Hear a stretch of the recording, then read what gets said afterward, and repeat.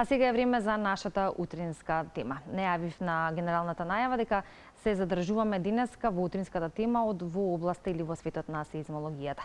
Во последниот период светот го потреса серија силни земјотреси, а сеизмичката активност во повеќе региони отвори прашања дали планетата налегува во период на зголемен ризик или станува збор за природен циклус.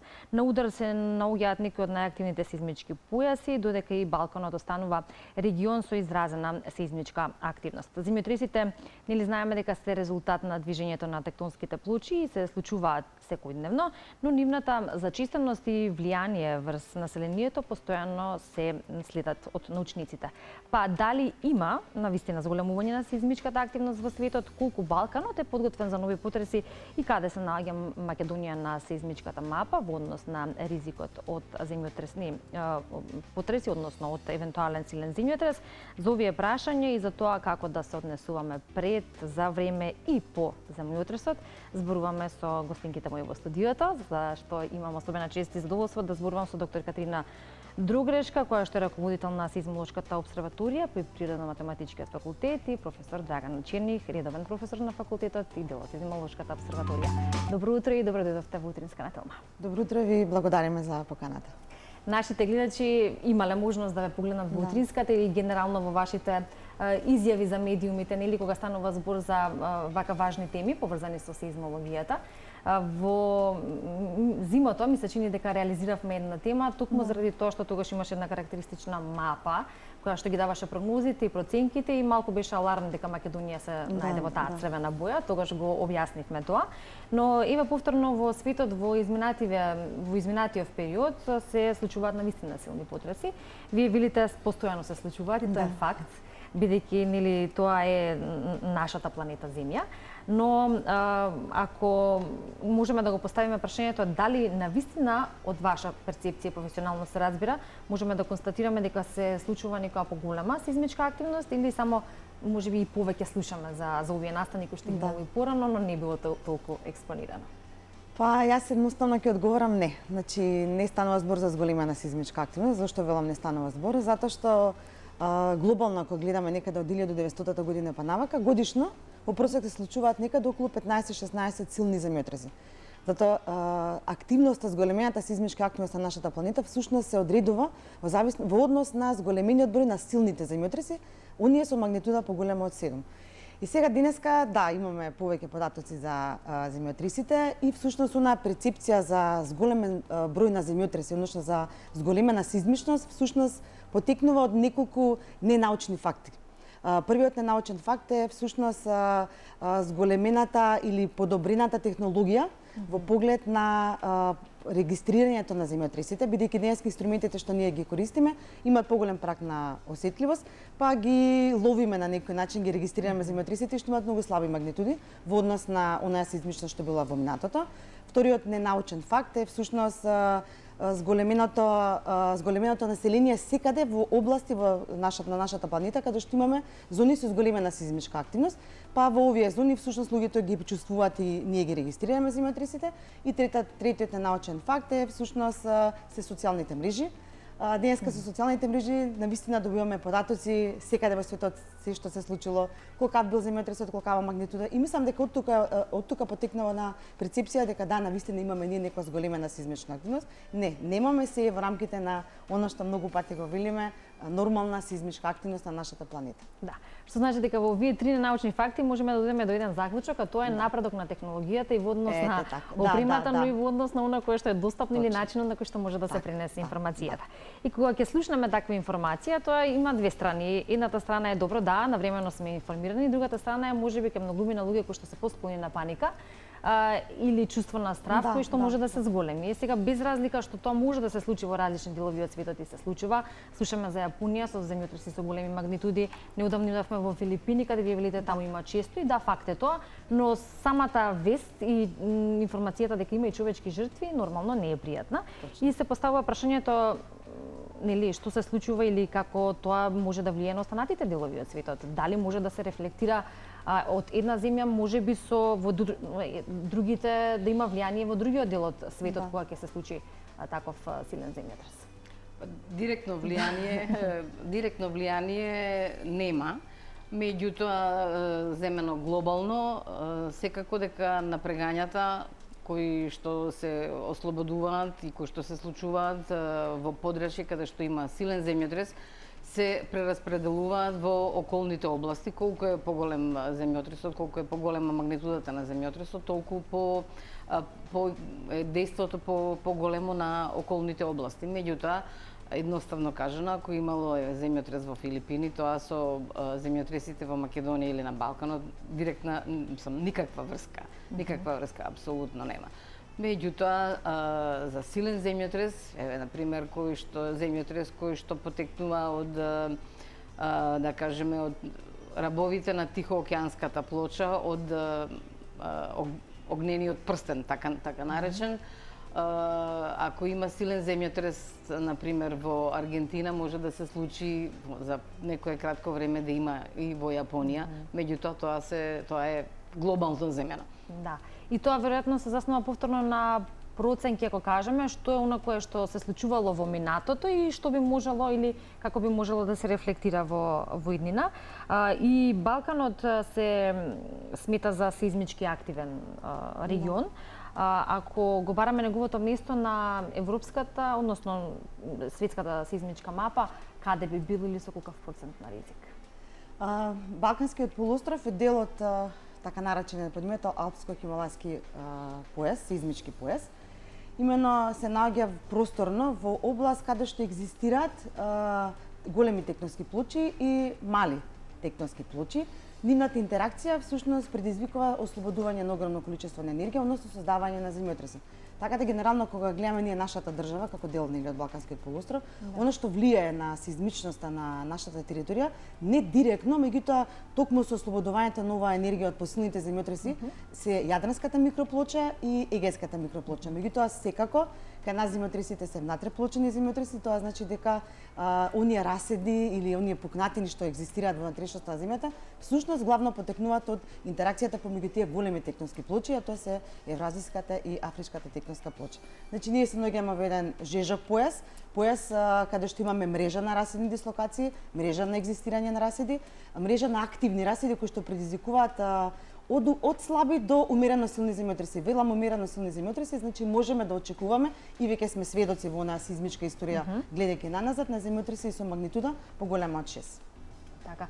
И изборувавме и во некои наши така минати разговори токму за таа проценка, односно за тие прогнози, кога би можел, не дај Боже, да се случи или поголем земјотрес и колку Македонија е изложена за ризик од силни земјотреси, односно за најкритичните региони во нашата земја. И верувам дека со сите тие новитети кои што ги споменавме, влијаат во однос на самите проценки и прогнози, може да се каже кои региони кај нас се најчувствителни? Јас да. Како се договорите? Да, мислам може да се каже. Претходно во насока на предвидувањето на земјотресите, значи сеизмолозите, ние сеизмолозите не можеме да ги предвидиме земјотресите со точно време и точно место. Да. Утре во толку часот ќе се случи тамо и тамо земјотрес. Меѓутоа, оно што ние го работиме во нашата работа е обработка, статистичка обработка на податоците на веќе случените земјотреси. И врз основа на таа статистичка обработка, значи ние добиваме одредени периоди на повторување на земјотреси со одредена магнитуда во одредено подрачје. Така да на тој начин се доближуваме до онаа реална слика што навистина ќе можеме да очекуваме во иднина, односно каков земјотрес со колкава магнитуда може да се случи во одредена област. Ако се тоа сега го пресликам на територија на Македонија, сите делови од територијата на Македонија на некој начин се изложени на сеизмичка активност. Има едно правило во сеизмологија, таму каде што имало земјотрес повторно ќе има, таму каде што немало земјотрес може да има земјотрес. А зошто е тоа така? Затоа што целата територија на Македонија е баш навистина една мрежа од раседни дислокации каде што секој расед повеќе или пак помалце ослободува одредено количество на енергија, значи целата територија на Македонија на некој начин е бомбардирана со земјотреси. А најранливи области кај нас се оние каде што веќе се случиле силни земјотреси, а тоа се Скопското епицентрално подрачје, Дебарското епицентрално подрачје, Валандовското, Охрид, Маврово, тоа се значи подрачја каде што Пехчево, Кресна, да, најсилниот земјотрес, каде што имало земјотреси со магнитуда поголема од 6. Да. Некако И кој да дополнам, на пример за Скопското епицентрално подрачје, периодот на повторување е 500 години за да се случи земјотрес со јачина како што беше земјотресот од 63 година. Има 3 силни земјотреси во Скопското епицентрално подрачје, 555, 1518, 1555 и 1963. Значи вториот и третиот земјотрес, едниот е на почеток на тој период од 500 години, а другиот е на крајот, така да измеѓу има 1000 години. Да. Меѓутоа, веројатноста е 63% да се случи, а и не мора. Да. Тоа е повеќе од 50%, што да речеме дека го зголемува ризикот, но како видиме се следи состојбата и секогаш во сооднос со оно кој што се случувало во минатото. Но ајде да речеме вака лајачка констатација или прашање, кој што верувам можеби си го поставуваат и гледачите или граѓаните. Ако ги правиме тие споредби со минатото или ќе се прави таа статистика пред 500 години, па така тој временски интервал се гледа или се прогнозира, дали имате чувство дека работите за разлика од порано, односно и временските услови и сето на кое што се случува на земјината топка се менуваат малку побрзо?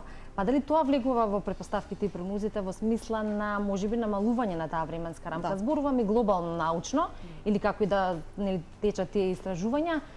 Ние тука ќе ги споменеме климатските промени, нели често пати знаеме дека и тоа согласно на сите оние природни катастрофи влијае на земјотресите. Да, значи првен во поглед на оние периоди за повторување. Да, точно знаеме ние од прилика колку се за секоја магнитуда, меѓутоа никогаш не треба да ги отфрлиме оние надворешни влијања. Надворешните влијања во смисол активирањето на оние микро и големи тектонски плочи што претходно ги спомнав, затоа што тие даваат некои дополнителни напрегања кои што предизвикуваат дополнителна сеизмичка активност, така да оние периоди од 500 години, 100 години што ги имаме за одредени магнитуди, со текот на времето се повеќе и повеќе се намалуваат. Во насока на климатските промени, самите климатски промени не може да предизвикаат земјотрес, меѓутоа може да бидат тригер за да може да настане некоја сеизмичка активност. Пример, со климатските промени имаме топење на капите, имаме промена на нивото на морето и сега што предизвикува тоа? Предизвикува зголемено напрегање на тектонските плочи, поточно на расените дислокации и всушност овие климатски промени делуваат на некој начин како тригер за да може да го забрза процесот на настанување на земјотресот, односно да го затвори оној сеизмички циклус.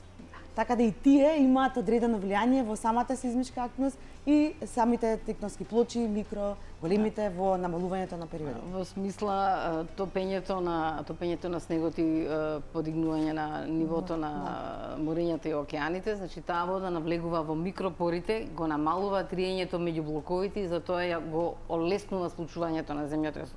Не дека тоа е причина дека ќе се случи земјотрес, меѓутоа во самиот процес допринесува да побрзо се случи земјотресот. Да. Добре дојдени секогаш се и неопходни ваквите научни истражувања или сето она кое што се прави за овие проценки и прогнози, иако како велиме или факт земјотресите не може да се предвидат точно и исто така треба да бидеме подготвени за не дај Боже да се случи. Пред да почнеме во живо со разговорот, коментиравме дека да на различни делови од светот се случуваат постојано земјотреси, тоа со повисоки магнитуди.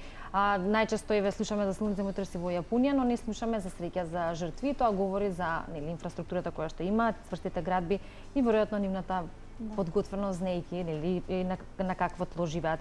Ако зборуваме за нашите градежни стандарди, некоја слаба или болна точка што не е во Македонија, тогаш секогаш се поставува прашањето дали се доволни за заштита при силен земјотрес. Да не се навраќаме нели како било порано или кога се случиле тие силни земјотреси во Македонија, затоа што знаеме колку и како било и во однос на градовите и во однос на жртвите, но некако и ние со малку поразвиена свест би требало во овој дел од животот или во овој период да размислуваме со оглед на тоа што и достапни се сите истражувања, па и процентот на ризик кој што го споменавте. Да, Сеизмолошката обсерваторија учествуваше во изработката на националните анекси од Еврокод 8, значи параметрите за кои што ги користат градежниците за градење на објектите и тие параметри се во употреба, се користат. Според тоа не би требало да очекуваме да ако има земјотрес со јачина како Скопскиот земјотрес од 63-та, дека можат да колабираат објектите. Сигурно дека ќе има некакви штети на објектите, меѓутоа се параметрите такви да се води сметка да нема човечки жртви. А особено во објектите што се од општествено значење. Ако извлечеме поука, да речеме, и од останатите европски земји, каде што исто така не е голем периодот од кога се случија и оние посилни земјотреси или силен земјотрес во Турција, имаше земјотреси во Грција, во Албанија, тогаш нели секогаш е штета за било кој дел од светот, но ако можеме да извлечеме поука и од останатите земји, тогаш што би можело да биде тоа и во светот на сеизмолозите или оние кои што се тука во таа професија или за таа работа, но и генерално за нашите граѓани. Со случувањето на силните земјотреси во Албанија, Турција, Грција и секаде нормално во светот, поуката која што сеизмолозите пред себе ја дале на луѓето е дека планетата е жива. Случувањето на земјотресите всушност ни кажува дека да, навистина оваа планета е жива. Значи ние треба да знаеме како точно треба да градиме. Во насока сите градби што треба да се изградат треба да бидат асеизмички градби. Кога ќе се спомне асеизмичка градба, се оди, целта е да се намали бројот на човечки животи кои што може да се изгуби во случај на силни земјотреси. Значи тамо каде што веќе имаме историја на случување на силни земјотреси, градбите на вистина треба да бидат правилни, да не бидат ранливи на земјотресите. И да, може да има оштетување, нека бидат и конструктивни и неконструктивни, меѓутоа се да се оди во насока на заштита на човечкиот живот. Значи треба правилно да градиме и никогаш да не заборавиме дека земјотресите се дел од еволутивниот процес на развојот на нашата планета. Се случувале и ќе се случуваат и само треба да знаеме да го намалиме колку можеме повеќе ефектот на земјотресот врз природата и врз објектите кои што ние како луѓе нели ги градиме. Така, и индивидуално секој од нас да биде доволно едуциран по ова прашање и во однос на за тоа како треба да реагираме, првата наша реакција, нели, која би требало да иде во тек на земјотресот, бидејќи тоа се секунди во прашање. И исто така, нели, начинот на кој што ќе изреагираме и имаме и различни типови луѓе и некои кои што се нели поисплашени, повеќе панични и така натака. Тоа е сосема нормална и природна појава, но како правилно и вистински да реагираме нормално и за време и по земјотресот, во смисла на тоа што многу почесто се случуваат и некои здравствени непосакувани ситуации токму од тој шок. Многу пати тоа сме зборувале, но се уште недостасува таа едукација, или ако зборуваме точно и за земјотресите и сеизмологијата, едукација од мали нозе, зашто треба да се подигне малку и тука нивото и интересот, па ете и за тоа можеме да спомнеме во следните минути. Сеизмолошката обсерваторија веќе повеќе години одржи предавања за учениците од основните и средните училишта. Доста чести гостини се деца од скопските училишта и можам да кажам дека има голема заинтересираност кај малите, ги интересира што уствари се случува. Но која е идеалната возраст, на пример, кога би требало да дојдат за да може да разберат тоа кое што е прилагодено, претпоставувам, и за возраста? Кога се пренесува? Трето, четврто деление, 9-10 години. Меѓутоа, добро е тоа, бидејќи од тогаш стануваат свесни за земјотресот, значи се демистифицира појавата земјотрес, дека е тоа природна појава која што ако правилно се изградат објектите, дека можат да живеат без страв дека нешто ќе им се случи. И се надеваме дека ќе се разбуди интересот кај тие деца кои ќе дојдат да студираат, да запишат насока геофизика и крајна линија да се вработат во сеизмолошката обсерваторија или во Институтот за земјотресно инженерство. За сега немаме доволна бројка на оние кои што нема. Јас само ќе надополнам во насока на предавањата. Покрај предавањата имаме и работилници, тоа се интерактивни работилници каде што децата низ самата таа работилница всушност учат за земјотресот како природна појава и на крај град безбеден град со Лего коцки.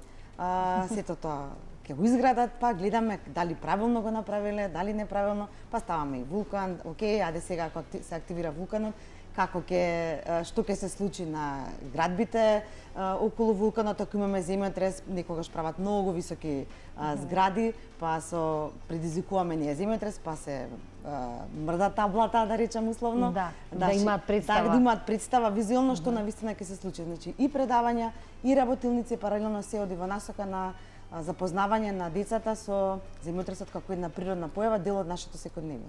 Дури направивме една представа во Охрид, очи во очи со земјотресот, каде што ученици од основни и средни училишта беа гости во културниот дом во Охрид. И беше навистина многу интересно на крај да постават прашања, имаше многу интересни прашања од децата. Да, несомнено дека тоа е така и неопходно е да има токму вакви работи за да и може да се едуцираат и да се насочуваат, а верувам се повеќе да се заразгурува и нивната љубопитност, но и да се зголемува нивното знаење. Ќе потсетим уште еднаш во каква релација се ете договорање на тие средби или организирање на тие работилници во однос со училиштата.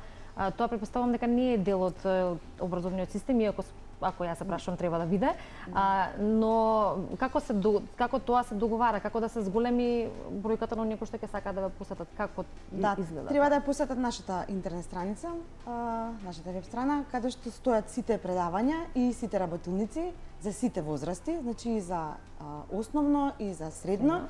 Наставниците си одбираат дали сакаат предавање, дали сакаат работилница само, дали сакаат некоја комбинација, се јавуваат во Сеизмолошка обсерваторија, закажуваме термин и тоа е тоа. А значи тоа треба да го одлучи наставникот, професорот, наставникот треба да изјави, да појави желба, да може да дојдат во Сеизмолошка обсерваторија. Тука веќе ние се договараме со нив, кој ден, во колку часот, колкава група на деца, мислам се пишува на самата страна и групата колкава може да биде за секоја работилница, за секое предавање, во зависност од тоа што сакаат. Во зависност претежно од тоа од возраст. Така, а има ли доволно посети, информирани ли се поголемиот дел наставниците и училиштата? Ние пуштивме и линкови, често пати знаеме да пуштиме до педагозите, до училиштата, да ги информираме, значи не само од Скопје, него од цела Македонија. Да, има убав одзив и често пати знаат и повтор пат да се вратат и велат зошто не дојдете вие кај нас во нашето училиште, па да направиме една вежба, убаво ова сите да го слушнат, меѓутоа тоа е многу многу комплицирано, значи тоа треба да биде подигнато на повисоко ниво, значи да биде подобро организирано, ние не можеме да ги видат инструментите, што значи тоа. Ако биде голем интересот од наставниците и од учениците, би требало многу вработување да дадат во Сеизмолошка обсерваторија, бидејќи секојдневно ќе има сигурно по неколку предавања, тоа е ние сме премалце за